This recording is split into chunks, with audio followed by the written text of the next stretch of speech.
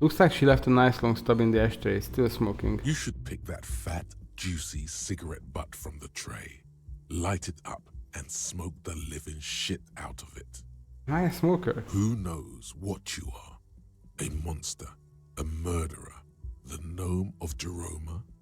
You feel like a smoker, especially when you look at that juicy, succulent, seductive cigarette stub, still smoldering deliciously. But she broke it at the filter, I can't smoke that. How very astute of you. This renders it ineffectual. You should look for a whole cigarette, or better yet, an entire pack. Strike that, a carton. Make sure they're all healthy and able-bodied, then smoke them all. Options are all agreeing. I'll think about it. Good. Thinking about yummy cigarettes in your mouth is the next best thing. Make sure you think about juicy sticks of tobacco all the time, though. It doesn't count if it's not all the time. And when you're done thinking about them, graduate to getting them. Plus, smoking them gives massive bonuses.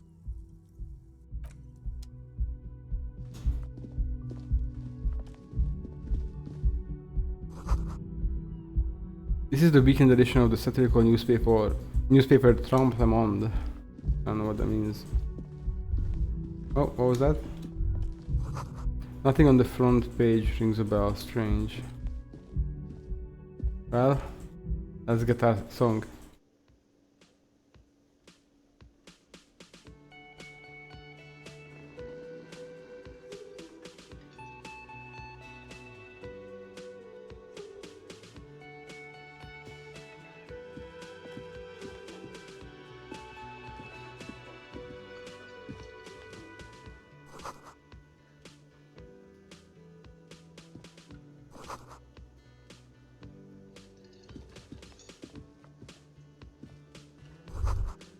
The speaker is connected to the radio. The music is seasoned with static. You should totally sing karaoke here, the first chance you get. Your emotions need to be expressed. People need to know your vast, oceanic soul. My soul's cubic content is obscured by the hangover. Of course, at this point, precise measurements of your soul can only be performed from the outside.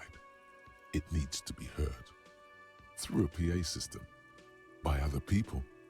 Whether they like it or not. Ram it up their ears, says your adrenaline gland. Violently express yourself. What should I sing when it comes to it? You have not yet stumbled on the right lamentation, but it's out there. It'll come to you. You will wreak havoc with it. Don't worry.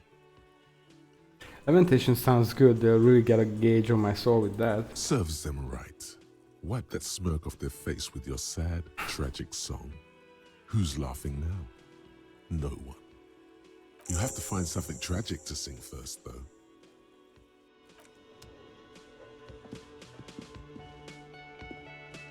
A man in his late 20s stands behind the counter, inspecting a stuffed seabird. As you approach, he gives you a sideways glance, then looks down again. That was disdain in his eyes. Even now he's purposely ignoring you. Look at the stuffed bird. A competent work of taxidermy. The white and brown seabird lies among piles of coasters and drying mugs. One of its wings broken. The man is trying to mend it. Looks like the bird was ripped off the shield that was used to mount it, most likely on a wall. Did we do it? This is the great skua. The seabird is the symbol for the discovery of the Insulindian Isola, the part of the world you are in right now. That's the great screw, right? Look, your buddy is over there. He looks at the doors where a man in a bomber jacket is tapping his foot on the floor. Why don't you go and talk to him, okay? What do you mean, my buddy? He pretends not to hear you, concentrating on the bird instead. Something tells me you don't like me. Oh no, you're a hero. A real hero cop. He says without looking up. Could the massive property damage upstairs have anything to do with this? You're being sarcastic. Am I? Or did you ride in, take the body down, solve the murder, and not trash my hostel room? I'm guessing I didn't do any of those things. You're right, you didn't, and it's only taken you 3 days not to. What have I been doing all that time? Have you seen me around? No, I haven't seen you around. I'm not always here. He looks down again and keeps plucking at the bird. Okay.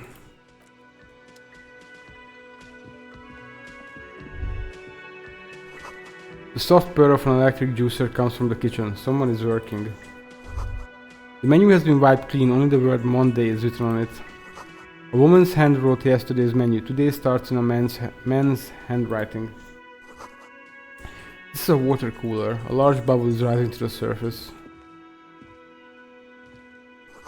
The door is bolted. A sign reads kitchen reserved for personal until 1 p.m.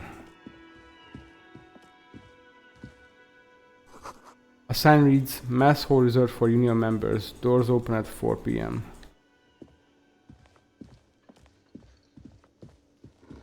Oh, what you doing there, buddy?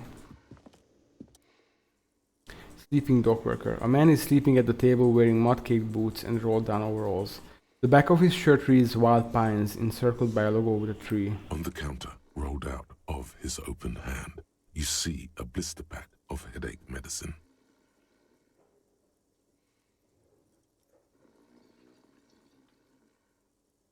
I'm gonna pick up the pills.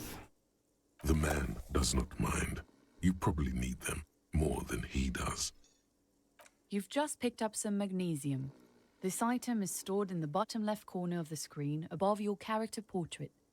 Use magnesium to heal your morale if you have morale damage. I'm not gonna wake him up, let him just chill. A bottle of rum has been knocked over. A beautiful dark liquid is spilling out. Oh, pick it up then, bro.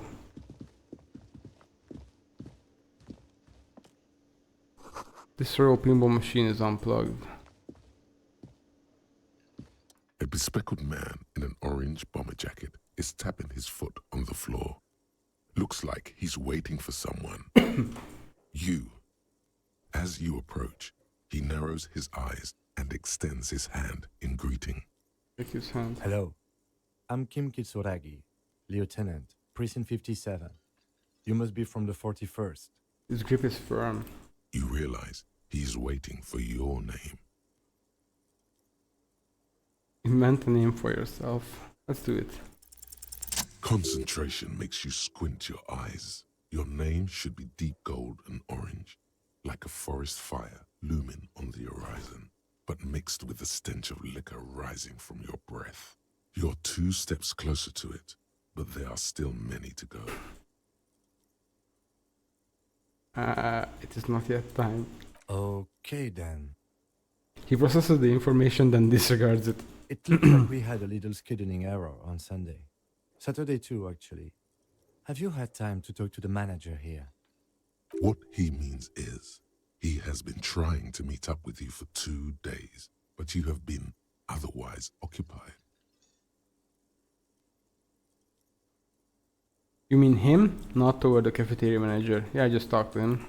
If you don't mind, we should talk to him again. Ask him for a rundown of the area. Now that I'm here as well. I understand the scene is out back, right? It also wouldn't hurt to assure him the police are finally here. In full force, I mean. Have you mapped out the initial interviews? What interviews? At the 57th, we like to prepare an initial list of persons of interest, and then just skim the surface. Prepare the field, get to know the players. You don't do that? Maybe it's not an inter-district practice. I haven't, I don't Okay, think. we'll have time for that after we take a look at the coroner's case. Have you removed the dead body from the tree? Look, man, you know, yeah. Dead body? Mm-hmm. I don't like dead bodies. Sure. But did you take it down from the tree? I have no idea, probably not. So, the body is still in the tree. This is the first time you detect a weariness in the lieutenant's voice. It is obvious he would have preferred for the body to no longer be in the tree. Where it has been hanging for 7 days straight. We should go there as soon as we are done talking to the owner.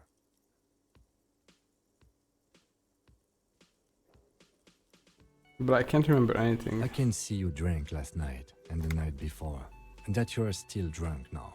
But I have seen officers go through worse. Much worse. If you need something for your headache, there is a general store nearby. But as I said, the dead body should be our #1 concern. A painkiller would be good about now. This thing is pulsating with discomfort. The best cure for a headache is, of course, morphine. They won't have that, so cigarettes will have to do. Let's get going then. After you, officer. If you're about to embark on an investigation, shouldn't you have a badge? Wait, shouldn't I have a badge or something? You mean you don't have a badge? Wasn't on me when I woke up. Losing your identification card is a serious matter. My vehicle has a shortwave. You can use it to report your badge missing. I advise you to try to locate it as quickly as possible, but getting the body down should still take precedence. Lieutenant Kitsuragi is now in your party. You can talk to him whenever by interacting with him.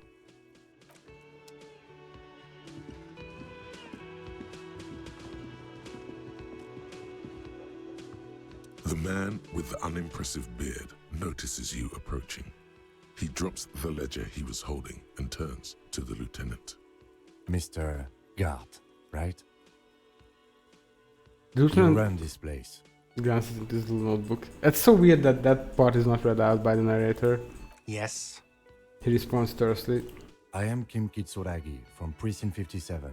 This is an inter-district investigation, so joining me from Precinct 41. He looks to you, realizing he still doesn't know your name. What is called orange like a forest fire but smells like liquor? Are you kidding me?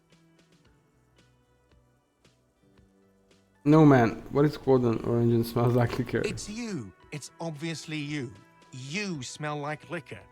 And you're orange. See? Everyone agrees it's your color scheme. We're on the right track with this name thing.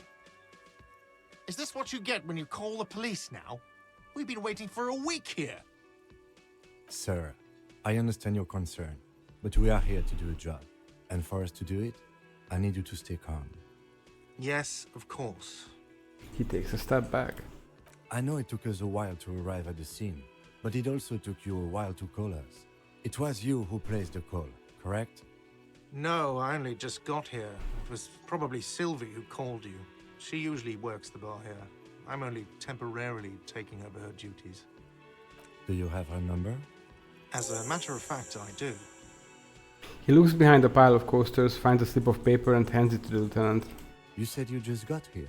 From where? Are you a local?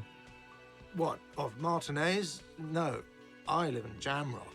I only sometimes come here to keep an eye on the place. This is just one of the many, many cafeterias I manage. But you still know your way around, yes? In case we need directions. Yes, I know where some things are, but as I said, I don't live here. I just used to work here. And I'm not going to start working here again, if that's what you think. Who asked? I didn't imply that. Detective, He probably means this is where you step in and ask your questions. Right then, questions. I got His this. face expresses profound doubt in your having this. Where exactly is the body? Behind this building, there's a courtyard. They hoisted him up on a tree there. He points to the kitchen behind him. And how do we get there then? That's easy. See that door there? First you exit through that. Then to your right, you should see a big hole in the fence. A really big one. You can get to the courtyard through there. No need for the keys. The hole is big enough for the Franco-Nigerian cavalry to fit through. Why did Sylvie go away? She went away because none of your business. Have they not been telling you you're a cop? Am I not a cop? Everything is my business. Okay, you got me. She went away because of the dead body out back. And because I asked for her number. That's why Sylvie went away. I hope you You appreciate didn't need to that. tell me that. Thank you. Lieutenant says he opens his little notebook at the cover. The number is safely tucked away in a small pocket. Resolved. Is it? Because I thought you were supposed to be investigating the lynching, not my employer conduct. This stuff gets on my nerves. I'm a feminist. I guess I like to be thorough. Everything's something to it. Everything.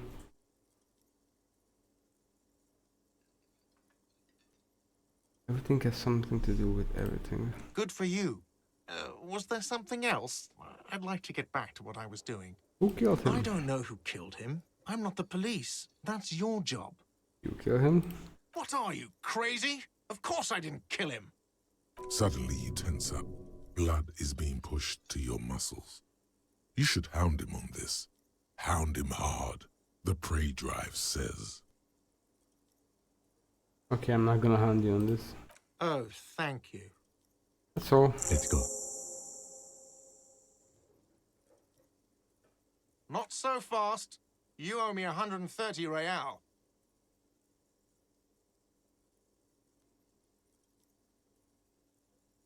What's Oh, excuse me. You owe me 130 real. He pronounces the R with a mock aristocratic accent. The IIR, or Inter-Isolary Real, is the global reserve currency. Whatever part of the world you're in right now, it's safe to assume he means you owe him some money. Oh, I understand. You mean I owe you money. Wow, you're a genius. Yes, that's right. Money. You owe this establishment 130 real. You're under arrest. That would be a good option. What do I owe this place for? Let's see. 3 nights at a tariff of 20 real comes to 60 real. Then there's the window you annihilated.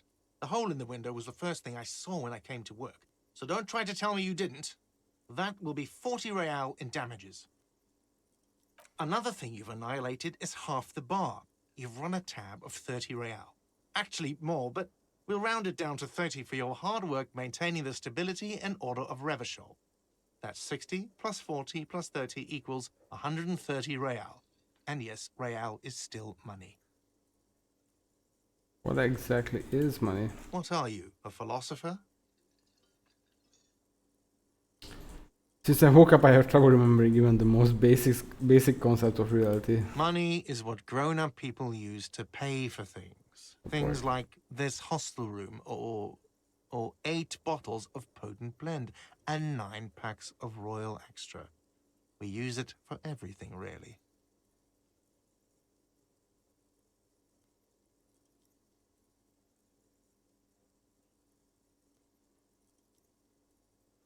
Proceed and show him the coins you found. Is this money? Yes, it is. 10 plus 20 equals 40. I'm down to 90, right? No, you see, that's 40 cents. Cents are a form of currency 100 times smaller than the real. I'm not even going to take this. Come back when you have 130 real. But that's horrible. It is. Stand silently looking at the coppers on the counter. Isn't it evil? The order of magnitude between what is asked of a person and what they have.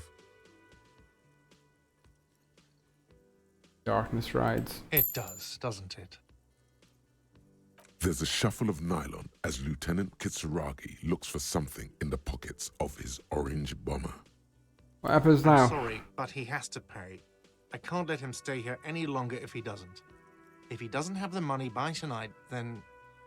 He shrugs. Officer, maybe you are better off working this from home for now. You live in Jamrock, right? It's not that far away.